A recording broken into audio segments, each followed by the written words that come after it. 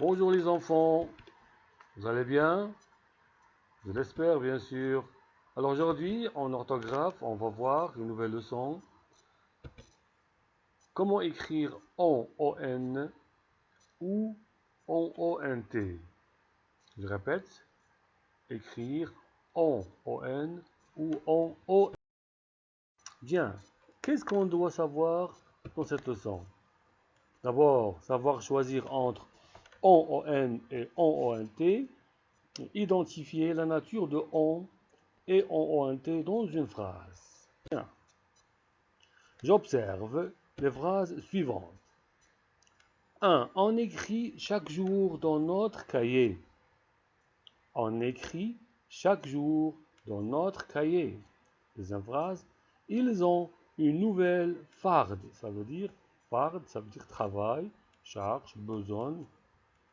Je répète, ils ont une nouvelle farde. Alors, je comprends.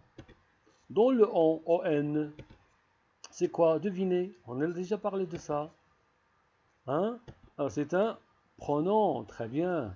Un pronom toujours sujet d'un verbe. Et voilà, à la troisième personne du singulier, comme il ou elle.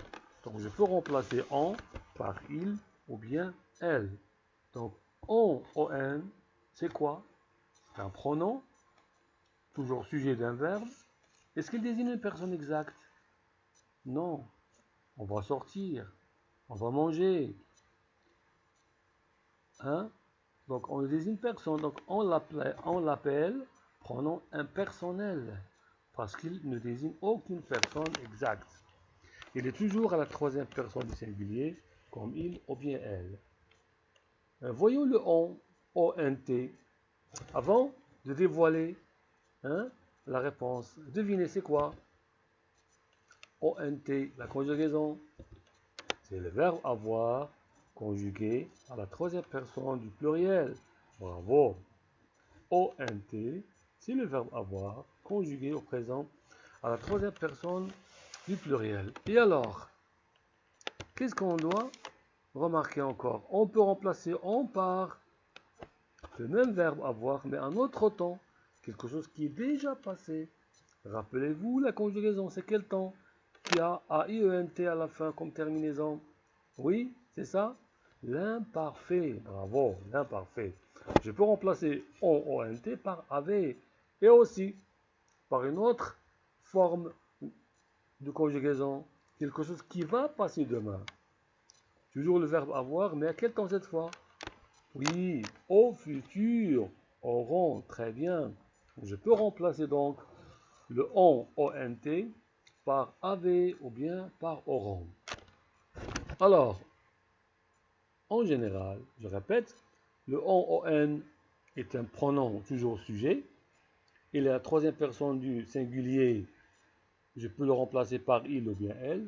Mais le on c'est le verbe avoir au présent à la troisième personne du pluriel que je peux remplacer avec avait ou bien auront. Pour bien comprendre, passons à cet exercice d'application. Alors, j'ai le choix entre on ou bien on-t. Avant de remplir le vide, je dois me rappeler de la définition de chaque on. On, c'est quoi? C'est ça, c'est un sujet. Toujours sujet d'un verbe. Et le ont, c'est le verbe avoir au présent. Bien, alors, je vais lire moi, mais c'est à vous de décider de quel on s'agit-il. On n'a plus d'hameçon. L'hameçon, c'est ce qu'on met dans la canne à pêche pour pêcher les poissons. Ils ont une vieille camionnette. Camionnette, ça veut dire un petit camion. On doit toujours tout lui expliquer. Ces amandes ont un goût amer. Les amandes, c'est un fruit sec. Ces amandes ont un goût amer. Les peintres ont bien nettoyé leurs pinceaux. Les peintres ont bien nettoyé leurs pinceaux. Très bien. Alors, je vous laisse faire l'exercice. Bravo mes garçons. Au revoir et à la prochaine.